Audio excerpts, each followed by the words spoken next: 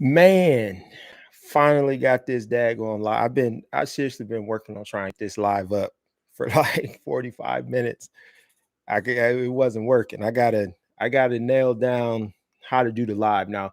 Um, chill and chat. But before I get into it, let me just say right off the bat, this is gonna be 480p because I'm using the Canon software to use my camera as the camera, and it limits it to 480p just because USB standards. So I got to figure out how to be able to use my cameras but still be able to get 1080p. So I got to figure all that out. So it's 480. It is what it is. Don't worry about the video quality. We in here. It's Friday. We made it. Welcome to another episode of Chill and Chat. I thought I would go live today because I didn't feel like, well, I still had to set all the stuff up, but this is just easier. I could just do it this way, talk about whatever I'm gonna talk about, and then that's it. YouTube puts it up there. All is good in the world. So here we are. Um, yeah, everything is good. I'm gonna pour myself a drink. It's a little later today. I think the last time I did a video, it was definitely a little bit too early for whiskey. But is it ever really too early for whiskey though? Not to me. I know that makes me sound like an alcoholic. I swear I'm not. But cheers, we made it.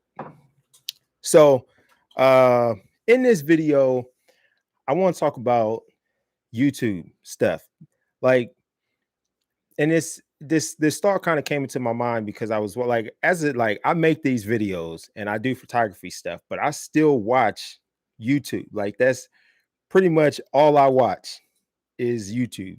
And I just like watching photography related YouTube videos because I just love photography. So that's what I watched. And it was either yesterday or the day before, man, I was trying to find like some good content and there was just nothing. Like nothing good to watch. The stuff that seemed good, you click on it, it ends up not being good. So it just really just had me thinking about how much YouTube has changed like in the photography space because when I bought my first DSLR in 2013. Before that, I was using a Canon point and shoot and a Sanyo point and shoot. And I was actually doing shoots with those two cameras because the Canon was good. The Sanyo, that one wasn't that great. But so I bought a T4i in 2013. Had no idea how to use it. Um, didn't know anything about DSLR. Didn't know anything about any of it at all. So I bought the camera and I'm like, okay, I got to figure out how to use it. Now I knew that I wanted to be able to shoot manual because it didn't make any sense for me to buy a DSLR camera and then just shoot it on auto. I could have just used my point and shoot Canon for that. So I knew like I wanted to be able to maximize on what the T4i could do. So I relied heavily on YouTube. Like from a photography space, a lot of what I learned back then, just about photography, about the camera, about a lot of things photography related, I learned from YouTube because there was just a lot of content and like the videos were just content heavy. Like there wasn't all of this B-roll stuff, there wasn't marketing, there wasn't ads. Like ads on YouTube has changed dramatically from how it was back in 2013. Like before they did the YouTube premium, you would get like an ad, like one every 3, 4, 5 videos. A lot of videos didn't have ads because the videos didn't have that many views or whatever. Nowadays, we know that's different. It's like as soon as they came out with that premium, they were like, you either gonna get premium or you about to get like 30 ads on this 30-minute video. Um, So, yeah, I relied heavily on YouTube to learn about the camera, to learn about, the basics of photography, your exposure triangle, composition, editing, all of these things because I knew none of that. And I learned so much from YouTube videos. That was the reason that I started this channel, man, like 5, 6 years ago, something like that. Because number one, I wanted to be able to give back to the community because I took so much from the YouTube community. Like I wanted to be able to give something back. That was number one. Number two, although the videos they were definitely very helpful. I liked the videos, but a lot of them they didn't always get to the point on what the video was about. And for me, it's like if I'm searching something and I want to know about whiskey, a specific whiskey. If I search it, it's like I just want you to jump right into talking about that whiskey. Like I don't need the history of your life and your channel in the video. Like I just want you to get to the point about what I'm trying to see. You can say whatever, maybe I'm impatient, whatever. But it's like when you click on something, like you got the title of the video, you click on something, you just want to hear about that. You don't really care about nothing else. So the second reason I did the channel is because I wanted to make videos that did just that, where it's like, I didn't care about adding in all the extra fluff, all that stuff. Like I just wanted to put content out there and just get to the point. So that's why I started my channel. So back in 2013, YouTube was a great resource for new photographers because there was so much content out there, and it's better to see things. It's like you can Google obviously and read about stuff, and that's helpful to a degree, but to be able to watch a video and watch someone using the camera or watch someone in action, seeing a BTS shoot or anything like that, like it just you learn better. At least for me, I learn better that way. Like I'm a visual person. Like I want to see it. Like when I see it, I get it. I got it. It's up there. So yeah, 2013 was great. But like fast forward now, and it's not, it's completely different. Like it's completely different. And I think this whole thing with like people want to be a YouTuber and you making money off of YouTube. Now let me say, first of all, like I'm never going to knock anyone's hustle. Like there definitely are some YouTubers out there that are annoying to me, but the same way a lot of people hate the Kardashians, and although I don't watch them, I respect their hustle. It's the same way about YouTubers. Like there's a lot of YouTubers that I definitely would not watch. I'm not going to get anything from them. They're not entertaining to me, but I respect their hustle. Like they're making their money on this platform while it's hot, and that's cool. Not gonna knock that. But the problem for the photographers or people that are looking for just pure content, that's hard to find now because now videos are more about sponsorships. They're more about pushing their own personal products, whether that's presets, apparel, whatever. It's about B-roll because that's huge right now. So you could have a 10-minute video and it'll be 8 minutes worth of B-roll and 2 minutes of not even 1 minute of actual content and then a minute of plugging and subscribe, all that stuff. And it's about making content that's going to try to beat the algorithm and get the video views so that people can have more views, so that they can have more subscribers with this hope of making more money. Now, again, I don't have a problem with that. Like it is what it is. Like do what you have to do. Like I'm 100% not saying that I personally have a problem with it, but where the problem is with that is that nowadays you just don't find that content. It's like if you just want to find a video where someone is just talking about something in detail to get that information that you're looking for, it's almost impossible nowadays to find it because even when you search for something, YouTube is pushing all the videos that they want to push that they're making money off of because more people have watched those videos. And a lot of times those videos have very little actual content.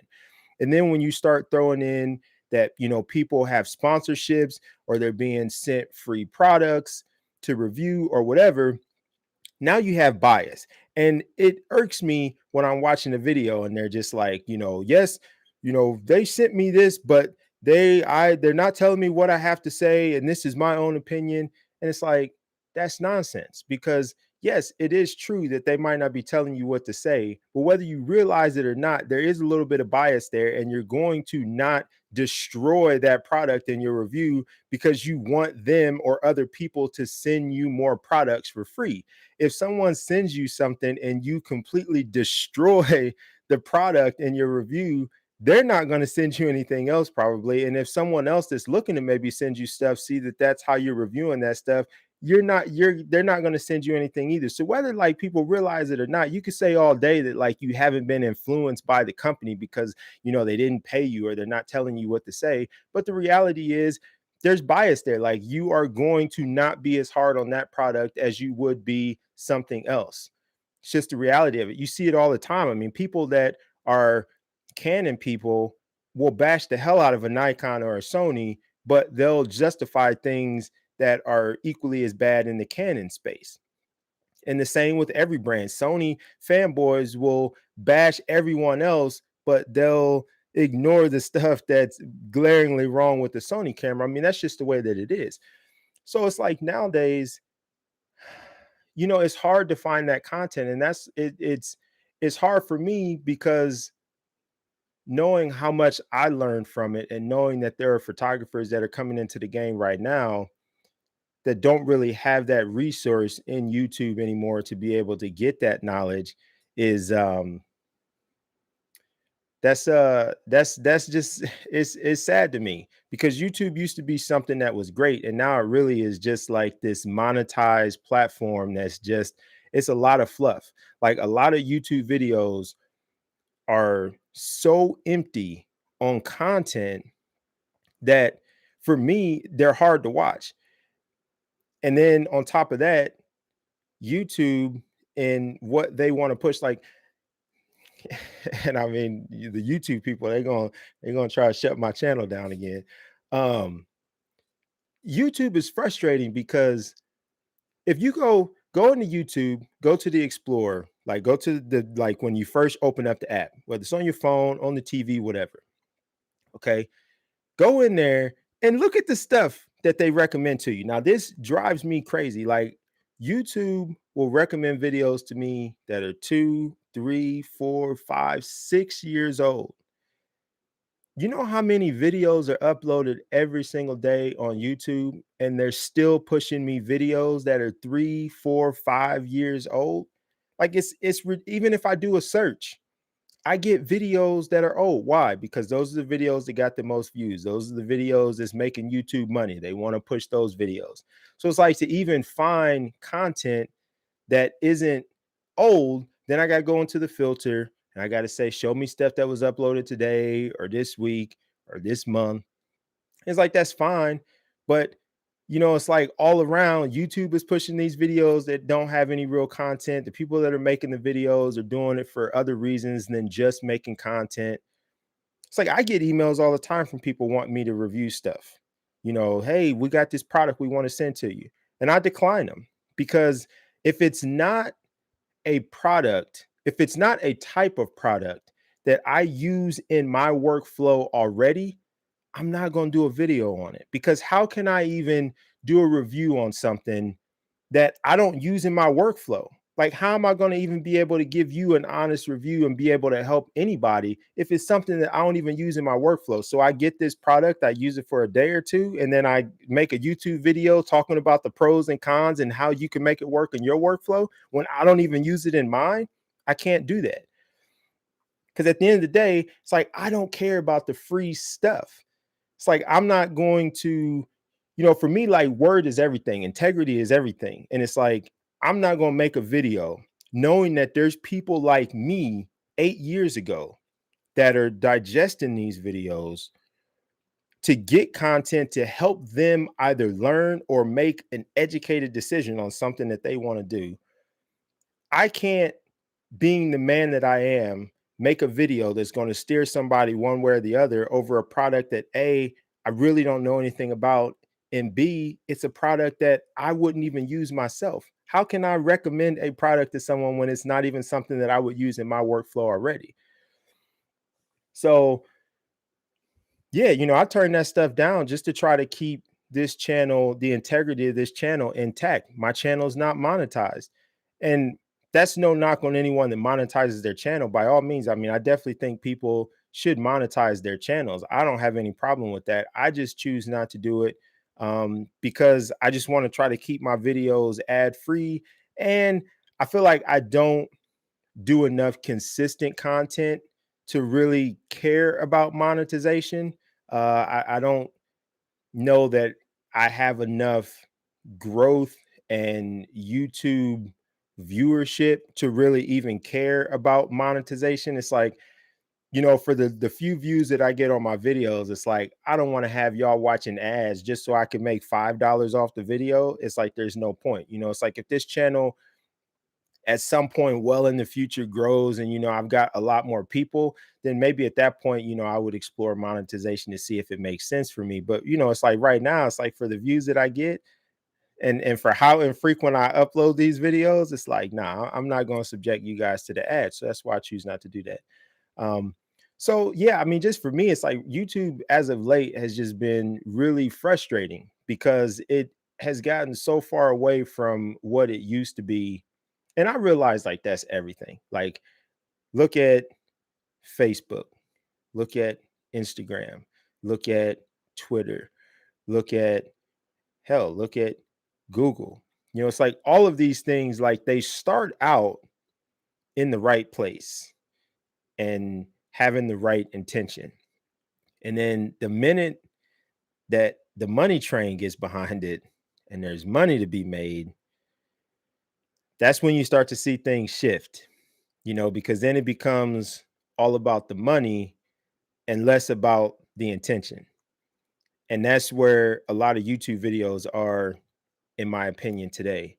It's become all about chasing the money and less about that pure intention behind why the channel was started. Now, some people do start their channels with the hope of making it big and making money. But the point of what I'm saying is, once the money gets involved, that becomes the driver. And when the driver of the videos that are being made becomes the money, becomes monetary, you're chasing the dollar, you're no longer making videos that are helpful. You're making videos that are going to make you the most money. You're making videos that you think YouTube wants you to make. You're making videos that will hopefully do good in the algorithms or will get you views to help you make more money. So now your content is solely about chasing the money than just making good content. And what I'm seeing, and what I have seen for months now, is that the videos that are chasing the money don't have good content. There's no real content there. The video might be produced beautifully, the B-roll may be beautiful, the color grading may be great. The production of the video is there, but the content, it's like I don't care about the production if there's no content. It's like I don't want to watch a pretty video. I don't care about that. It's like I just want to watch videos that have good content, even if it's not something that I need to learn from. Like a lot of the stuff that I watch on YouTube, I'm not learning anything about it, but every now and then there will be something in there that I'm like, oh, I never thought about that. Let me try that. Or, oh man, I never thought to do it that way. Let me try it that way next time on my next shoot. Or sometimes I'm just like, instead of watching a lot of this other stuff, I just like watching photography stuff because I like photography. But it's hard to get that good content these days. It's like now the content is just all about chasing that dollar. And I'm gonna say it again because uh there's no knock on that. It's like, the people that want to make their money, I would 100% encourage you to ride this YouTube thing for as quick and as long as you can ride it out, because eventually it's going to change, so definitely make that money. But the people that are trying to make the money, I'm just saying, make the money, but make good content too. Because I honestly feel like they can coexist. Like you can still make great videos that have great content and have it both. You can make your money and have good content. Like I don't necessarily watch a lot of Sean Tucker's videos, but I use him as an example because number one, he doesn't post a lot of content, but he has a big following and he hasn't posted a lot of content for a long time. Like I found his channel years ago And I liked him for his philosophical way of thinking. So he doesn't post a lot of content, but the content that he does post is produced well. His videos normally do very well, but there's a lot of content in there as well. Like that content makes you think. There's a lot of content in there. So it's like that's a good example of how the videos can be. Like a lot of times I feel like YouTubers today are getting so caught up on quantity. They're just putting out videos because they think if they put out more videos, then the algorithm's going to push them in front of people. And I don't think that that's how I don't think it works. Like you could go look at people that have. I mean, I've watched videos where people have 50,000 subscribers, and you look at their videos have 2,000 views. Now they got 50,000 people that click that subscribe button, but their videos only have 2,000 views, and they put out a lot of videos. So it's like as much as people try to stay in front of the algorithm, I think it's impossible. I think Google probably changes that algorithm. Like I used to be a business analyst back in the day, and it's like that what we analyze stuff and then we made changes all the time. It's like every day, every week, every month. Like you're looking at data, you're analyzing the data, you're making changes, you're reviewing that stuff. This algorithm probably changes all the time. So the minute someone thinks they have it nailed down and they're in front of it, it's probably changed before they even publish the video. But yeah, I just think that the stuff can coexist. Like you can make your videos, you can monetize your channel, but you can still make good content. T Mid, what's up? Stand in the building. Yeah, man. I'm just going, man. I wasn't even looking over here. I'm just uh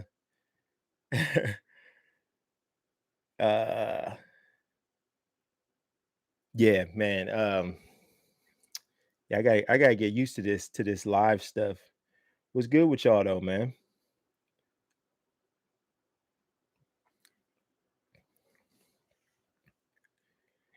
Yeah, T Mid. I do enjoy watching your content though.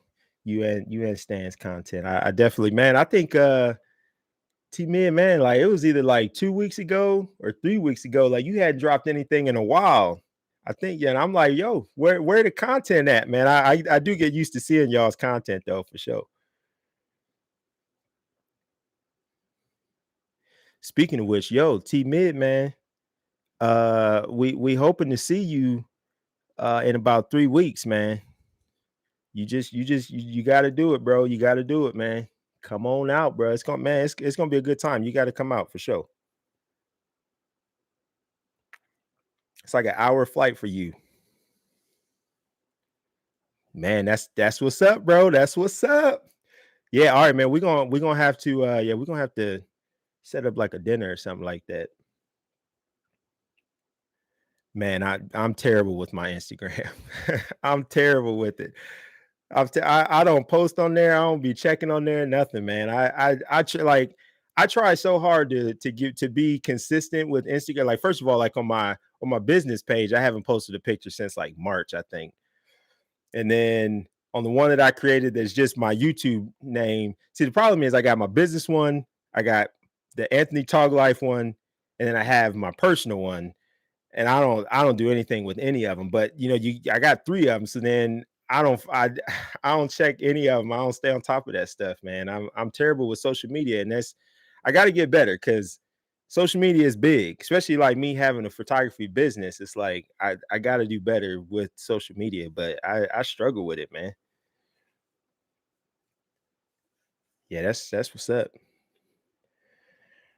Oh man, yeah, I got to hit y'all up about helping me with going live, man. I was struggling hard today to go live. Like I couldn't get it to work, and then I know you guys are Nikon, so I don't know if you guys use your cameras to do the webcam thing, but on the Canon one, like it caps it at 480. So anytime I go live using my camera using the Canon software, I'm only gonna be at 480. So I got to figure out how to. Oh man, bro, I kid you not. There was probably like a dozen tries, bro. Like it wasn't working, man. Like I couldn't get the video feed to work. So I go live and it would just be nothing and just the sound. So yeah, I got to figure out how to go live using like this camera, but 1080. Like I was going to use my phone, but I was like, whatever, I'll use this and just get a capture card. Ah, okay, so that's the secret. Okay, that makes sense. Yeah, I have to look into that. If you know of a good one that you use, or if you know of a good one, let me know.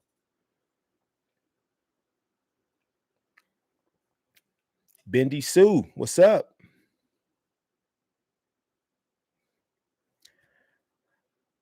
Uh yeah, so that's all I really got to go in this video. Pingo 4K. Okay. Yeah, I have to look it up. I think I'm gonna do a live uh that's it. I think I'm gonna do a live maybe like next week sometime, just doing like a Q&A. Um yeah, I want to do a little Q&A because I get a lot of questions. People either leave me comments or they send me messages asking me some stuff. So I kind of just want to kick it, chill, do a little Q&A, answer some stuff. Salute. Yeah, and man, I want to start doing some I want to start doing some BTS live streams, but man, I don't like I probably just need to try it because in my head, like I'm just like, I don't know how I could make it work because I don't want to have to deal with trying to do a shoot and manning the camera. It's like I don't have anybody that can come out and just do the camera. I mean, I guess I could have my girl do it, but I'm not gonna do that.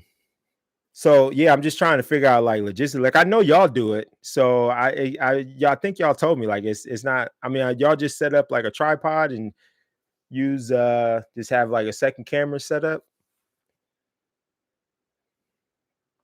because I definitely want to do more of that. Like when I started this channel, like that was really one of the main things that I was planning to do was a bunch of BTS stuff. But it's like when I'm doing shoots, I'm normally doing them by myself. So it just between like doing the shoot and then a lot of times I'm using OCF. So like doing that and then I move around a lot. So I typically don't just stay in the same spot. So I got my wagon, I got my lights, I got the subject, and I'm moving. So it's like, man, then if I throw a camera to record, then I got that on a tripod. So now I got to try to move that with me when we go. And it's like, I keep my shoots like for client stuff, like a portrait session, it's like 30 to 45 minutes. Like I don't play around. Like I'm like, I get the shots, we have a good time, we move around a lot. And so I typically do a lot of that with my TFP shoots too. Like because man, like being here in LA, it takes me some time to get to locations sometimes, and it takes me some time to get back home too. So it's like when I go do this stuff, I'm like, let's get the shoot done, and I'm trying to bounce. So I'm just like, I got all this stuff that I'm having to try to do anyway, adding in a camera to record it. And then I got to come back and chop all the video up to make the video. Or I mean, if I go live, I don't have to do that. But yeah, I don't know. I guess I just need to try it.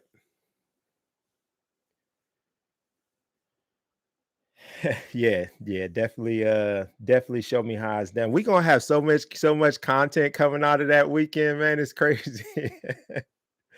Yeah, I'm definitely, yeah, that's a teammate. That's why I went live today because I was just like, man, I just didn't even feel like, and I mean like my videos, y'all be seeing my videos. Like I don't put a lot of flashy stuff in my videos because I try to keep that editing down. Like I normally try to even record my videos in one take. Like I don't even like doing multiple takes. That's why, like, if I screw up in a video, I just keep going because I don't even want to deal with having to cut it, all that. I just want to record one long thing, sync the audio up, do a little bit of. I got a preset for my color grading that's trash, but I don't even care.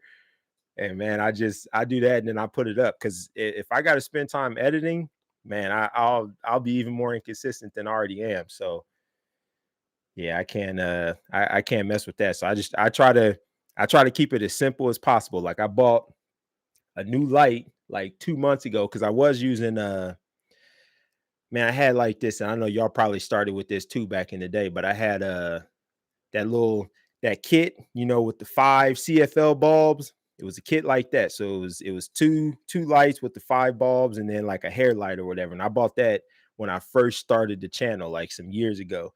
And it was cool. It worked fine, but the soft boxes that came with it, I don't know what the hell I did with them.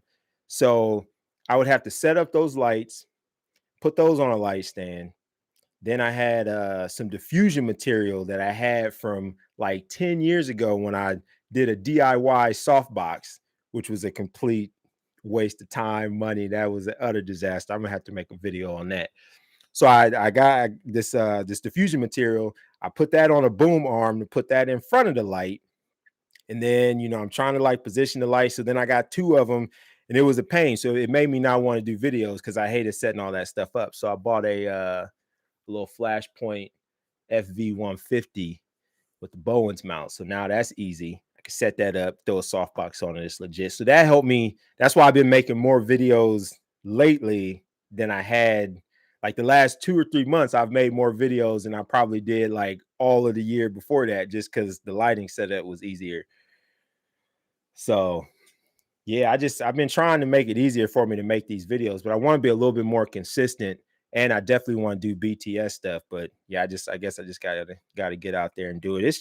It's hard here in LA too because the so many places that you go to, you get hassled about a permit. Like it's hard to find anywhere here, especially when you start setting up lights or you got multiple cameras going. Like they think it's a big production and they come out and they hound you about permits. Like, I mean, literally anywhere you try to go, like you try to go, I mean, if you on any kind of business property, the parks, the beaches, I mean, just about anywhere you go, it's like if there's security at that location or a ranger, anything like that, you start setting up stuff, they're definitely gonna come hound you about them permits. And it's like some of them are cheap, and sometimes permit might be like 65. The other times they literally be trying to charge you like you're filming a movie. And I mean, them permits will be like two, three, $4,000. And it's like, nah. So that's the struggle too, is just trying to set all that stuff up. And then on top of all that, cat's been wilding out here lately, and we've been having a lot of like broad daylight armed robberies happening. Like just a couple weeks ago, there were some people on Sunset Boulevard at a restaurant. Two guys came up, held them at gunpoint, took their stuff. Like it's been happening like crazy. So it's like, yeah, I try not to draw too much attention to myself too, just because it's just between the security and guys being stupid. I mean, it's wild, man. I was at LAX. It was either last week or 2 weeks ago, and I was just shooting some planes just for the hell of it. And I was at where I was at. It was a great location, but there was like nothing there, and there's just traffic going on both sides. And just the whole time I'm there, there's cars going by, and there because I had my big 120 to 300 out there, so big lens. And yeah, people just driving by, looking, eyeing me. And at one point, there was a car went by. It was three real questionable looking dudes. Like they was eyeing me hard, and they circled twice. So at that point I was like, all right, it's time to bounce because I'm not trying to get robbed out here. So I packed my stuff up quick and was out. So it's just different right now, man. Yeah, man, that's definitely why. Because you like if you just have a camera, they typically won't mess with you. Like even if you got a big boy camera, as long as you just have that camera, they don't really mess with you because it's like if you was out there with your cell phone doing the same thing, they wouldn't mess with you. So as long as you just got a camera, you good. But even if you pull out a reflector, or even if you put your camera on a tripod, like the minute it's anything more than just your camera, they on you. So yeah, that's why you see like a lot of people that's out here in LA, like they just do natural light because that's a lot of times that's the only way you can get away with shooting without having people bothering you, man. it's stupid too, because it's all about money. That's it. It literally is all about money. Like they just do that because so many people film here and do shoots here. So it's purely money. Like it'd be different if it was like, oh no, it's for safety, and you have the permit and we block this off for you and we do this. It's like, nah, they don't do none of that. Like it's solely just for the money. So I'm like, nah, man, y'all not getting my coins. So yeah, I'll try to do one here soon, man, and figure it out. See if I can get some more BTS content. I got to step my game up because y'all be putting out them that BTS content like every week. I don't think I can mess with that, man. I don't think I can mess with that frequency, but I want to try to do like one or two a month though. So we'll see how that go.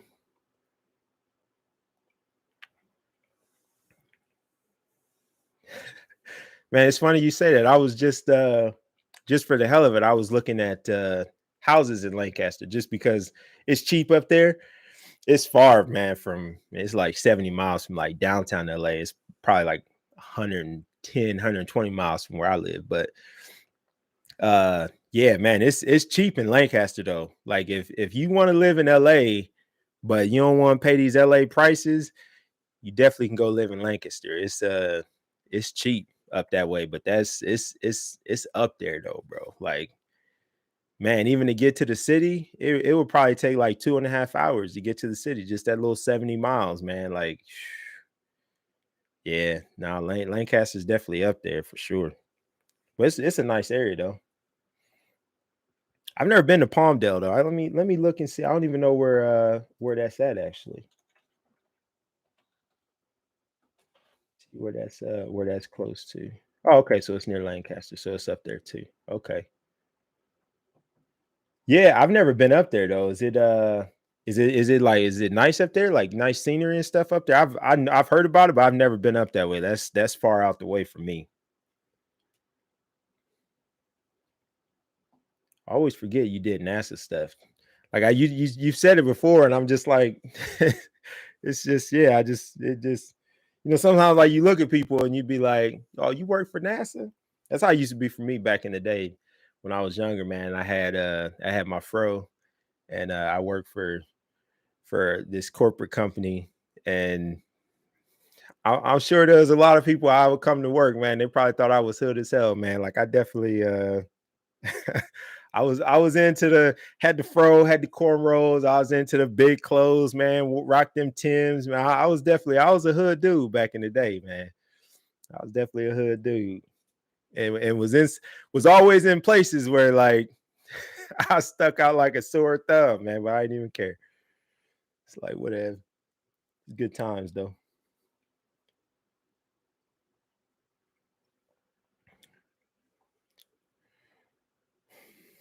Yep, you know how I be.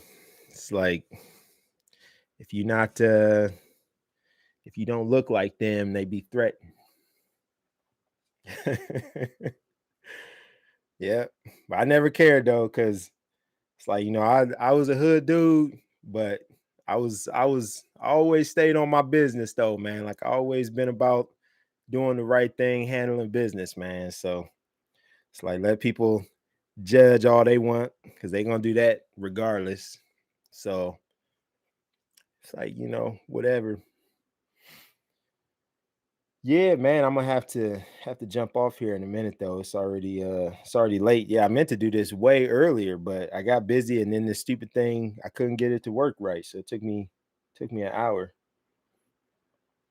My main light right now for photo or video. For photo, I bought this Flashpoint FV150. So it's the same thing as the Godox one. I just always try to get Flashpoint just because they service it out around my service it. Photo, uh I usually rock a couple 8200s. Um, I just picked up a couple Zoom R2s because I used to use four Yongnuos. I have four YN 563s, and those work great. Like they was cool, but then once I got the 8200s, and yeah, I got the ADB2 as well. I never use it though. I don't even know if it works. I bought that thing like 2 years ago. I've never used it. Yeah, once I got the Godox 8200s, obviously it's a different ecosystem. So I stopped using the Young Nuos just because. Well, I still would use them sometimes. Like if I was doing like indoor stuff, I would use those over the 8200s just because I didn't need all the power. But since I had the 8200s, I wanted some speed lights that were portable that was with the system. So I picked up a couple zooms, and then I got the 8400 as well. But I rarely use the 8400 because I typically don't need it. If I'm doing something outside and I need the power, I've used it, but for the most part, like 18200 for how I shoot and when I shoot typically works. But yeah, I got the ADB2 because I was like, oh, then that way I don't have to lug around the 8400 because that 8400 is a beast, man. Like moving that thing around with all the other stuff I got, like it's just and again with like how much I move, it's like I don't like dealing with that 8400. So I literally never use it. But yeah, that ADB2, I've never used it. I never even checked to see if it worked, man. It's like I need to, but I bought it because like carrying the 8200s, like that's easy. And that ADB2, like the bracket, like it's not that much bigger. It basically is an S bracket with the stuff inside of it. So it fits into my case the same way a S bracket would. So I was thinking like, okay, that's perfect because I'm typically moving around with both the 8200s anyway. So the ADB2 made sense, but I normally don't need the power. Like I'm normally good with just that one. And sometimes like I'll be on the shoot and I might need a little bit more power for like a shot, but it's just not even worth setting it up. So I just make it work with what I got and then I'll just adjust stuff in post or whatever. So yeah, typically 18200 is all I need. I just take them both just for redundancy. What's up, Vivi? Surprised you made it to my live. I feel like you be watching my chilling chats well after Friday. Like you be commenting like on Wednesday or Thursday. I'm like, I don't even get no Friday love.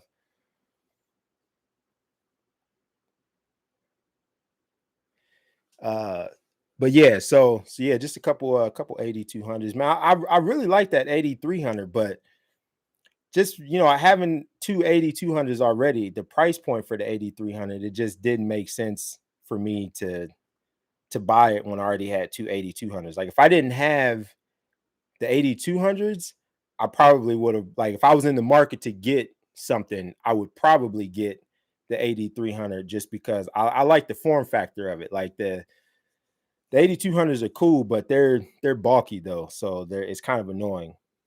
But already having the 8200s, there was no point in even picking up the 300. So, and I got the ADB2 that I could use.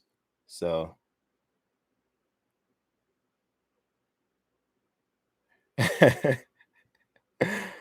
yeah, Vivi, I did, man. I couldn't figure out this live stream today for some reason. Like it wasn't picking up my camera, and yeah, I was struggling. And then I tried to go live from OBS, but I didn't realize s- like I hit the start streaming and then it like immediately went live and I wasn't even ready for it. So it was a struggle. It was a struggle today. I'm gonna figure it out for my next live, but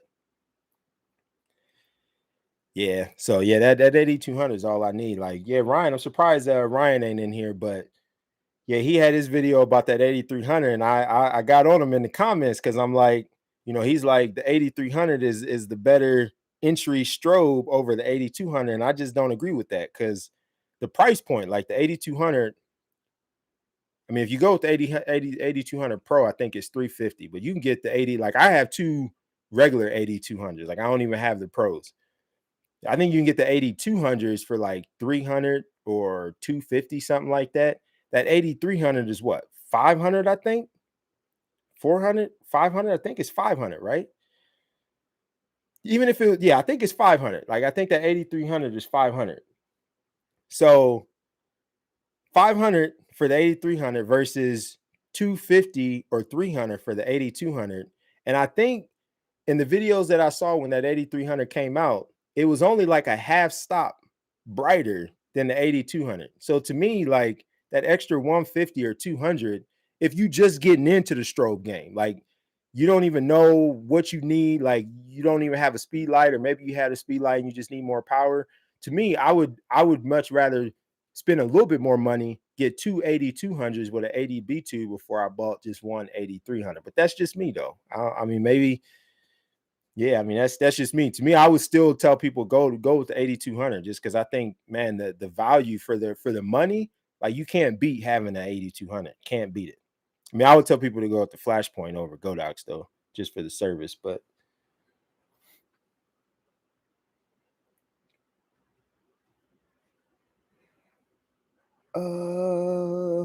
man, that 1200, man, you need that kind of power, SJ, to go with that 1200? Because I mean, man, how much is that 1200? I can't remember how much it was when it came out. It wasn't, was it 1,000? I don't remember how much 1200 was. I know it was up there. And it's like, man, that would be way overkill for me. Like I don't even use my 8400. Yeah, no, I know how that is. Honestly, that was why I bought the 8400, because I had those 200s. I ain't even going front. I had those 200s, and I was watching all these YouTube videos, and everybody was rocking the four. Like when the 400 came out, everybody was rocking the 400, and they was like, "Oh, this, that, and the other." So I was like, "I need a bigger strobe." And this is before I had the 80B2. I was like, "Yeah, man, 200. That 200 watts might not be enough. I need a bigger strobe." So I bought the 400. And I think so. I probably have had that 400, man, at least a couple years. And man, probably more than that. I mean, I had it well before the pandemic. So man, maybe 2.5 years. I can't remember if I had it before I moved to LA or not. I don't remember. But I think out of all the times I've had that thing, or for as long as I've had that, I have probably used that 8400.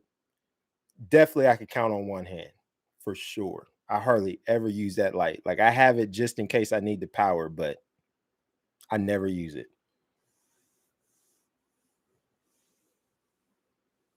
But it's nice to have though. It's definitely nice to have just in case, because sometimes, like, it's bright here. So like if I'm gonna have, if I'm doing like a shoot somewhere and I gotta do a midday, something like that, um, I'll take it with me just in case. But I try not to even pull it out just because it's too big. I almost bought a 600 at one point, and this was after I had the 400, and I was telling myself like, yeah, I need to have all of them. And that price point on the 600, I was just like, don't even do it, because it's like you don't even use the 400. So I talked myself out of it, but I had it in the cart though. I had it in the cart, and then I never bought it because I was like, I knew I wasn't going to use it. It's like if I'm not using the 400, I'm definitely not using that 600. So nowadays I just try to keep it. It's like I don't buy anything unless I need it. Like if I'm doing something and something that I'm using just isn't cutting it, then I'll look into buying something else. The R5 was, I mean, I needed the R5, but not really. I could have, I mean, I was fine with the kit that I had. I mean, the R5 has been nice, but yeah, these days it's like if I don't need it, I don't buy it, because it's different living in LA than when I lived in Ohio. When I was in Ohio, you have a lot more play money because it's cheaper in Ohio. It's more expensive here. So I don't like just blowing money just for the hell of it.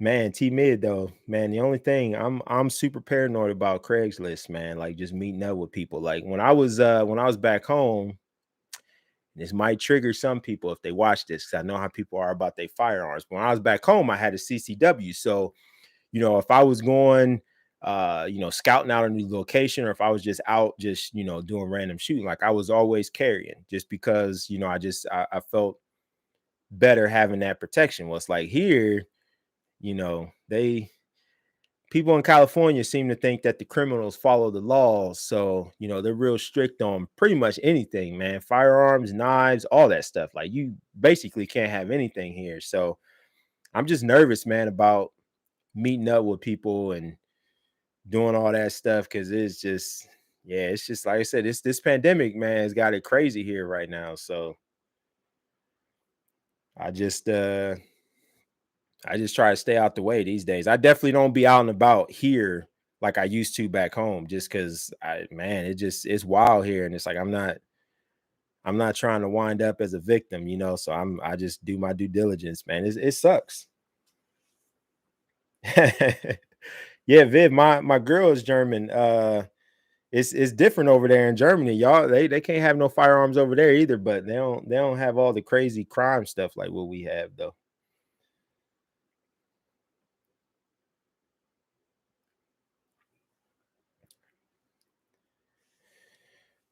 Oh, yeah, man. It's been slow in the photography news on the Canon side, and I see Ryan hasn't posted any videos on the Nikon stuff either. So it must just be slow in the camera space altogether. I haven't really seen or heard about much of anything. That R3, man, I slept on that. I haven't even been watching any of that nonsense.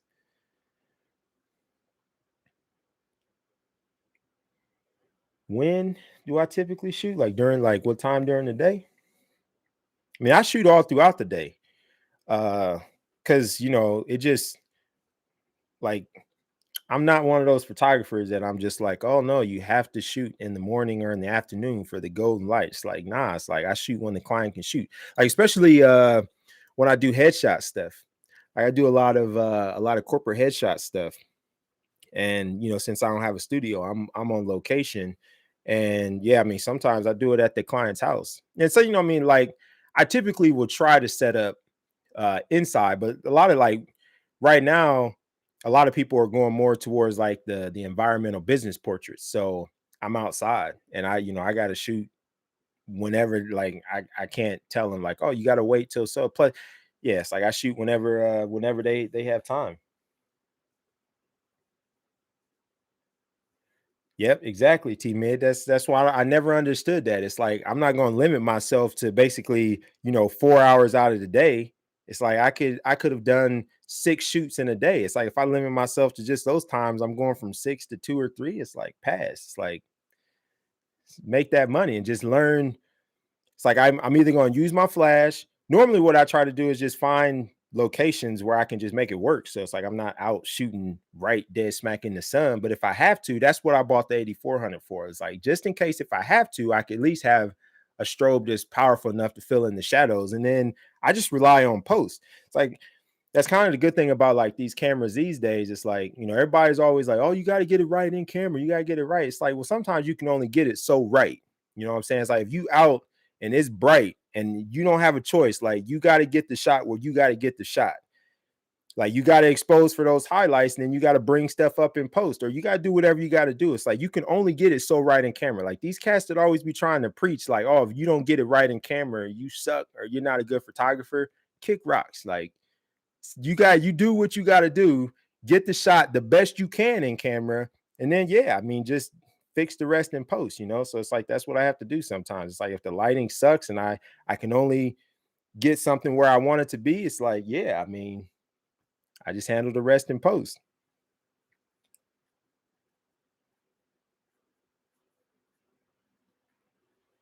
Yeah, I like being outside, but I like doing I like doing headshots inside just because I set up so much stuff.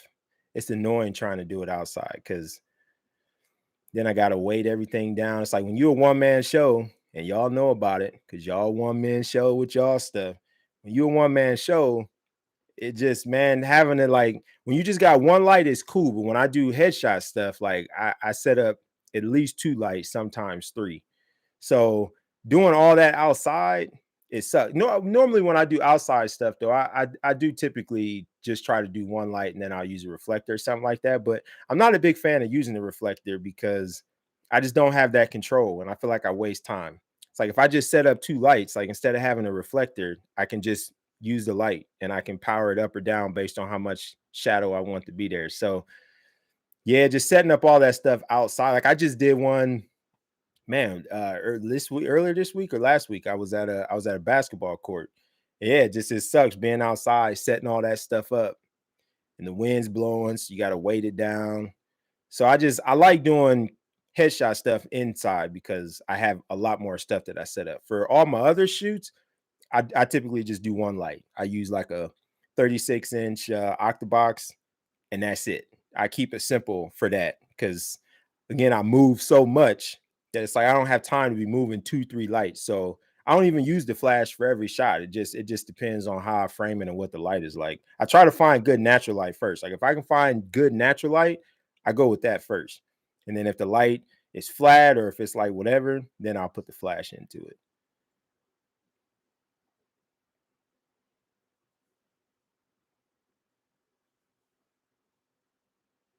Yeah, T Mid, the only thing about right now that's annoying, uh well, T Mid, that work on my website's old, man. I haven't updated my website and I don't even know how long, bro. Like all that stuff, man. Those things, all those switches is probably like 5 years old, bro. Um, but yeah, the thing about that sucks about the R5, and I don't know, maybe you experiencing it too with the Z7 too, is that Lightroom, man, like they don't have those profiles. So the colors in Lightroom are terrible with that R5. That's the one thing that makes it hard to use the R5 for me right now, is because the colors are terrible. And like I know like there's people out there that have the color profiles and all that stuff, but yeah, it's a struggle, man, because I use Lightroom and I've been wanting to switch to Capture One, but I already have like the whole Adobe suite. So I already pay for that every month. The Capture One, if you just do the subscription base, which people be hating the subscription base, and I don't know why. Like I like it because I get updates all the time. Like I don't have a problem with it. But the Capture One monthly for Canon is $20 a month. So I'm just like, I'm already paying 60 for the Adobe suite. It's like, do I want to pay 20 bucks just for Capture One? I don't know. Then I got to learn that and have that whole workflow.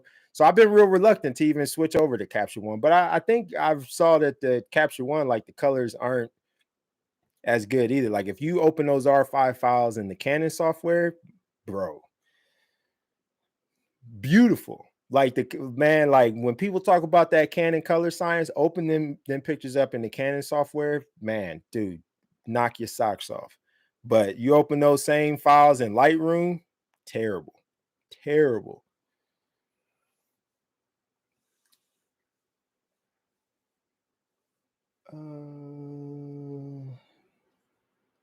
From the Vivi, I don't convert them. Transfer from the R5 to the computer, and from there to Lightroom to Photoshop. I don't convert. I never convert to DNGs. Um, when I first got the R5 and Lightroom hadn't been updated yet, I converted them to DNGs then just to be able to get them in there. But I don't convert them now.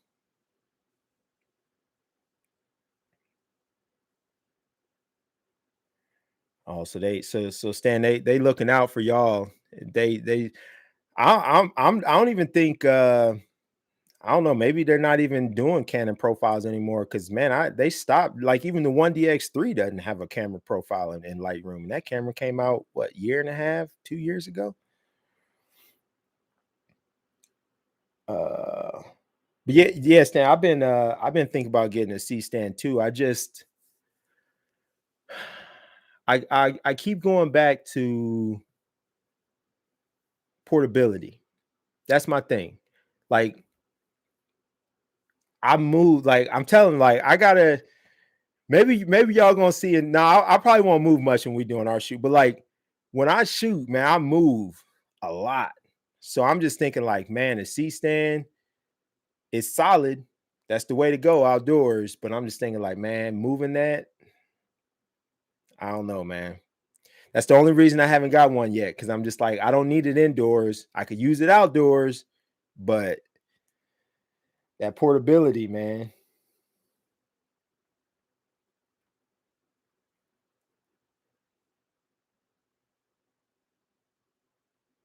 Yeah, I need to update my website, man. I just yeah, I'm just terrible with that stuff, man. Like I do stuff, and I don't know, a lot of my client work now. I just don't I haven't been putting it on my website. Not that there's any reason. I just haven't updated it. Oh man, another delivery. Yeah, I need to update it. But yeah, all that stuff is old. Pretty much everything on my website now is natural light too. I don't think there's much of any flash stuff on there, because back, man, yeah, I just really started getting into doing flash, man, maybe like three or 4 years ago, like seriously getting into like doing flash stuff. Like I've had flashes and I kind of used them, but man, like when I look at some of my older work, terrible, terrible. But I didn't have the right modifier, man. I didn't understand light, terrible. But yeah, it's different now. I just yeah, I need to actually I'm in the process of redoing my whole website. I've been working on it for like a year, and I just yeah, I need to get it live. It's going to be legit when it goes live. It's nice, but yeah, I just haven't had time to finish it.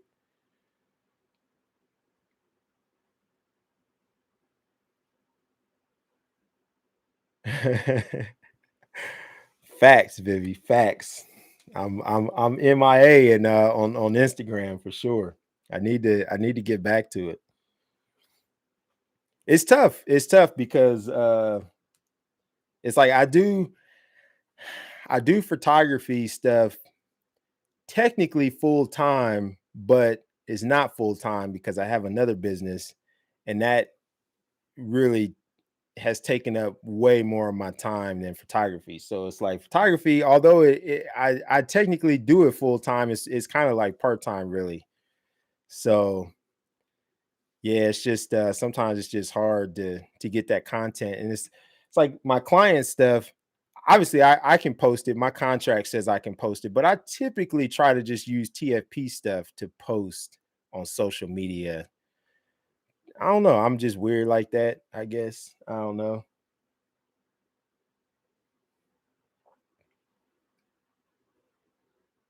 Uh, you started with Flash. That's crazy, bro. That's crazy. Yeah, man, I didn't even know how to use my camera, man. Yeah, no, I definitely picked up Flash after. I think I kind of wanted to get into Flash when I was doing a shoot one time and the light was terrible.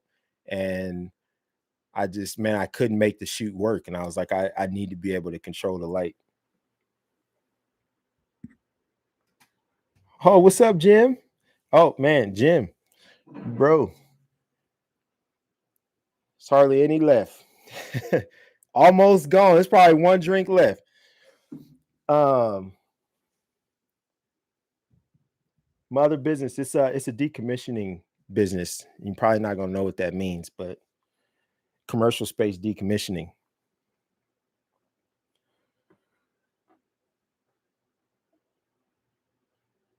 So yeah, that I'm way busier with that, and it just takes a lot of my time. So I just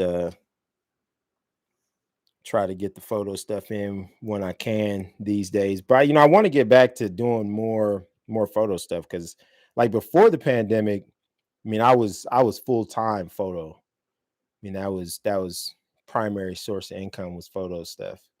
Then the pandemic happened, and yeah, that wreaked havoc on both my businesses, of course, because nobody was taking pictures, and no commercial space, nothing was happening in the commercial space world because nobody was in the office. Still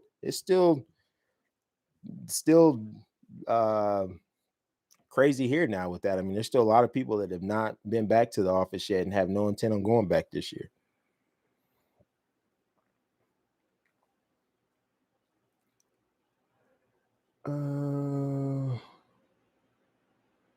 Let's see.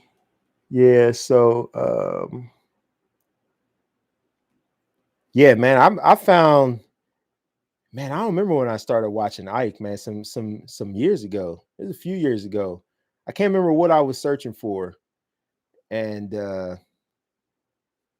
stumbled across him, and yeah, I liked his vibe. So I just started rocking with his channel. And then 928, I think you mean 924. You talking about Keydron, Stan? There's a nine, I don't know 926. I think you mean 924.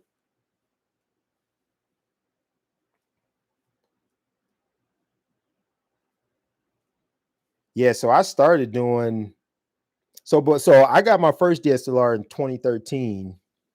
I was already I was doing paid stuff when I got that camera. Now it wasn't good work. It was decent for what it was and for what I was charging, but yeah, I think I started my actual photography company. Uh Man, I think in 14 or 15. And then I had a couple different names, and then I changed the name to what it is now, 125. And that I changed that back in 2017, I believe, for my sister that passed away. I lost my oldest sister unexpectedly. And so I wanted to do something to commemorate her. So I changed it. So that's the 125 is significant for January 25th. So that's where that came in. And then my YouTube name, Anthony Tog Life, that was my Facebook name for the longest time.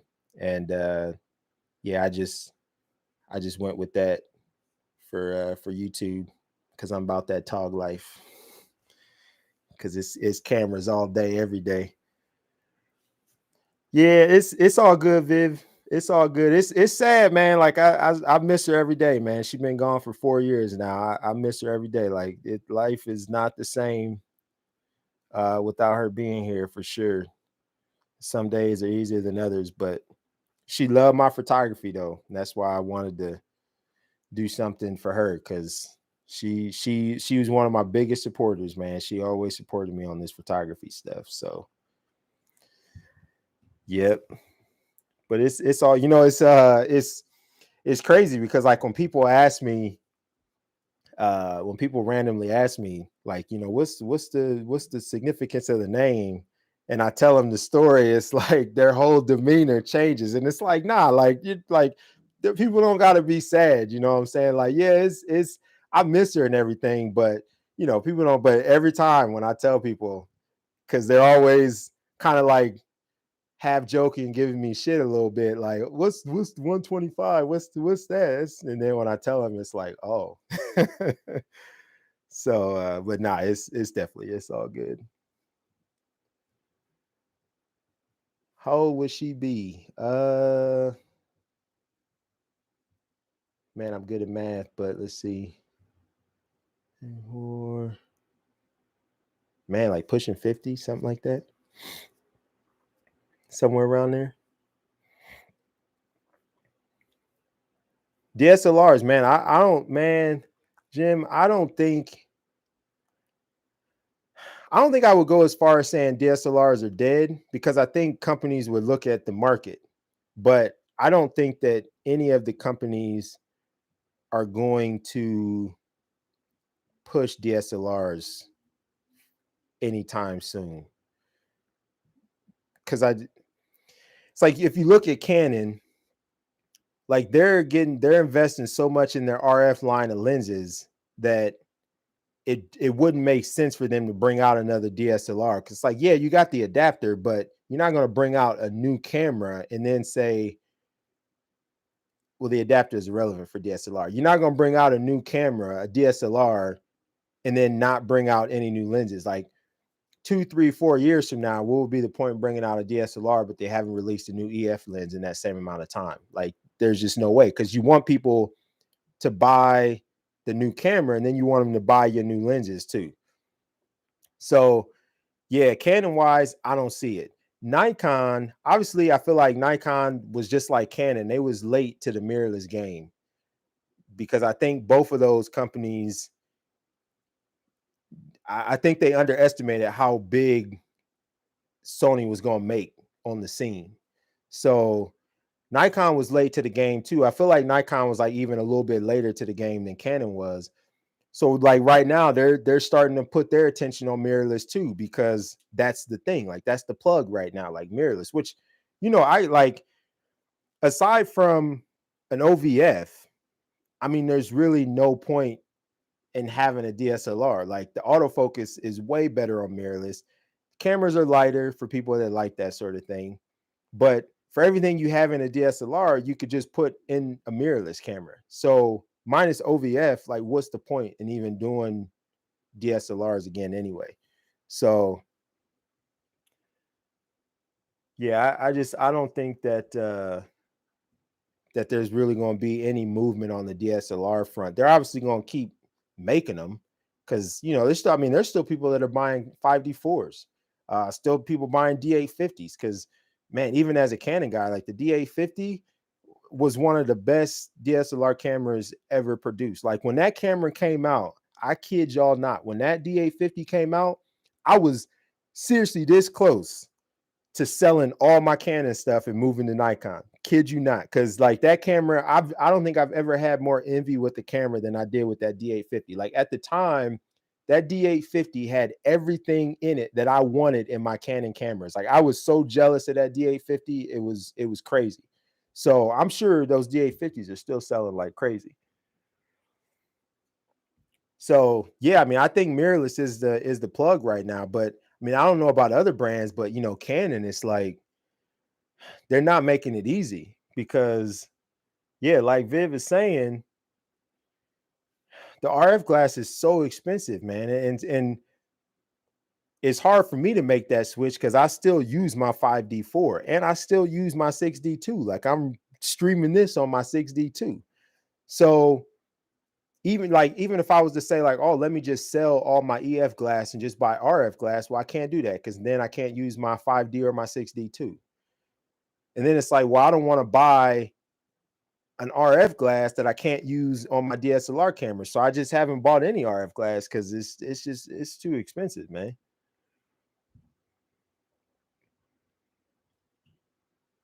Um, yeah, I mean, I definitely, even like I use my 5D4, but I love the mirrorless from the autofocus, man. Like I've preached that for a long time on my videos, man. Like that eye autofocus is the truth. And I remember I was at CES in 2017, I think. And I went over to the Sony booth, you know, because I was like, I ain't even going front. Like I definitely was a Sony hater, because Sony Sony users, like a lot of them are obnoxious, man. Like they're obnoxious. Like they're like sports fans. Like they're obnoxious. So like when Sony was big on the scene, like before Canon and Nikon and everybody was doing their mirrorless stuff, like I was Sony people just annoyed me. So I was a Sony hater. I'm not even going front. Like I was hating on that camera. So I was at CES and I was like holding the camera, and I hated like the ergonomics. Like I still hate the ergonomics of Sony cameras. Like when I was holding that camera, like my fingers was hitting the lens. Like that's how much little space was in between the grip and the lens. But you know, I was trying out the eye autofocus, and it was legit. Like it was legit. But I was still like, man, what it is? This is a gimmick. Like, why you need eye autofocus? Like, focusing is fine. This is stupid. No one needs it. So I wasn't like a believer until my good friend, he picked up a R, EOS R, and I played around with that thing, and I was just like, this the truth. And then what really did it, I put my Sigma 35 on there, and I think man, like 2 weeks before that, I had did a senior session, and every single one of my like 35, the shots that I took with the 35 when it was like they were further away. So basically they were like full body in the frame. Every single one of them was soft. Like the focus was terrible. And I had spent 2 hours like doing the focus adjustment on that thing, and I thought I had it perfect. So every shot that was far out of focus. So I put that 35 on his R and was using the eye autofocus, taking pictures and all that stuff. Every single one of them tack sharp. Now, mind you, like it was a love-hate relationship that I had with that Sigma glass, because Sigma glass, the colors are great, contrast is great, sharp as hell. Autofocus on DSLRs, spotty. So once I put that 35 on that R and every picture was tack sharp, I think I bought an R like that next week. I was like, that's all I needed to see right there. Like it literally took this glass that I had probably like every 1 out of 3 shots would be remotely sharp, and took that to being 98, 99%. I was sold. So I picked that R up, never looked back. I mean, obviously I still use my DSLR, but for like my portrait stuff, nah, like it's mirrorless or bust.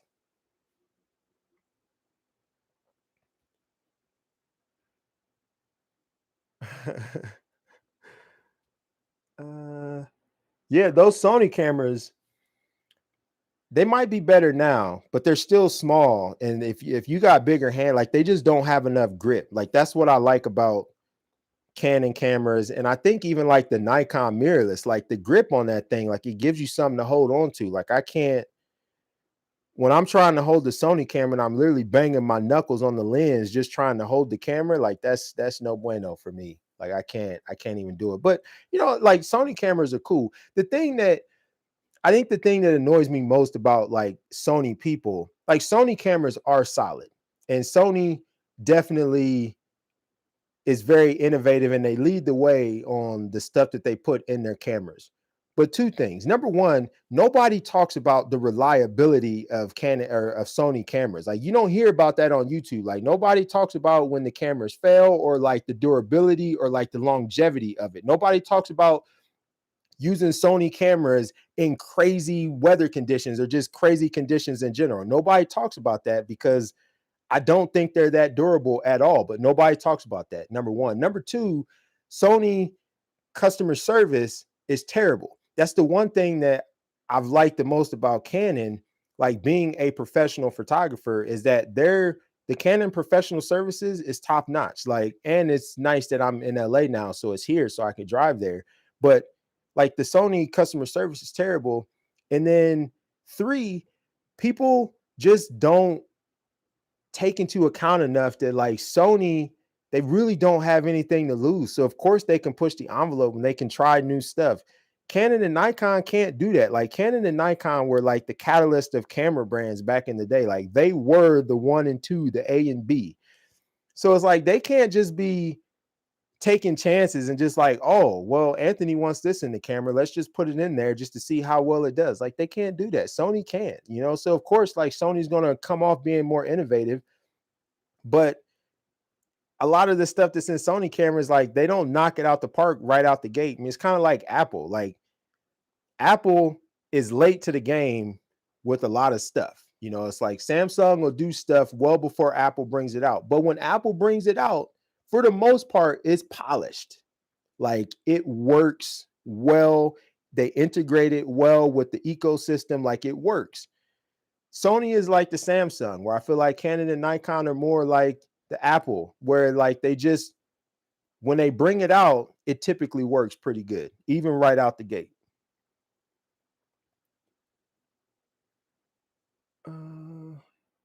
Yeah, Jim. Yeah, that weatherproof, the weather sealing on Sony's is almost non-existent.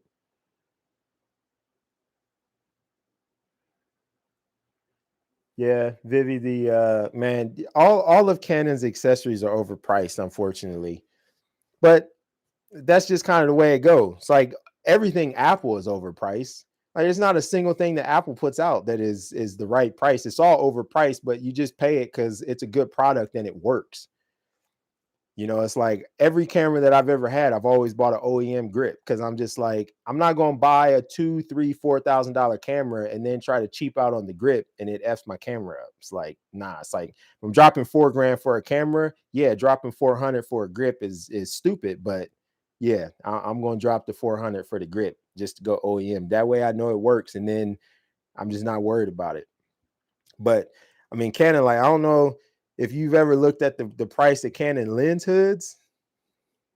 They own one for how much they charge for that little piece of plastic. Like, their lens hood prices are stupid. And like that the grip with the Wi-Fi for the R5 and R6 is $1,000. Like, what? Stupid. Their flashes stupid expensive. That's why I don't have any Canon flashes, because they're too expensive. Yeah, Jim. Yeah, if you so I'm a platinum CPS. And with that, I get I get free next day shipping to from. I get loaner cameras. I get 10 free cleanings a year.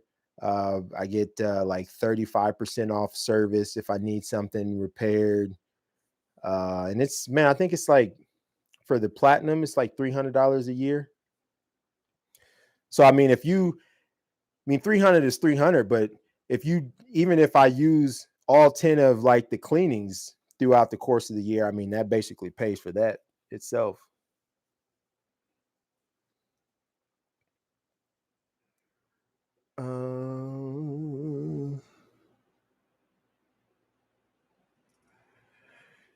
Yeah, man, it's 1:30. I gotta jump off here. I was only planning to go live for like 20 minutes. Oh, yeah, I got a lot to do. I gotta go to the gym too. I definitely appreciate y'all rocking with me on Friday. This is fun. I do like going live because it's yeah, I feel like I get to kick it with y'all. I need to go live, have my phone too, so that way I can have like my phone right here so I can see the comments, so I don't have to be looking over here like this. But yeah, nah, I appreciate y'all rocking with me. I'm gonna finish this glass of whiskey, Jim, and go do some work, and then go to the gym, and then I gotta babysit tonight. So I can't be late for that. So I gotta get this stuff done so I can go do that.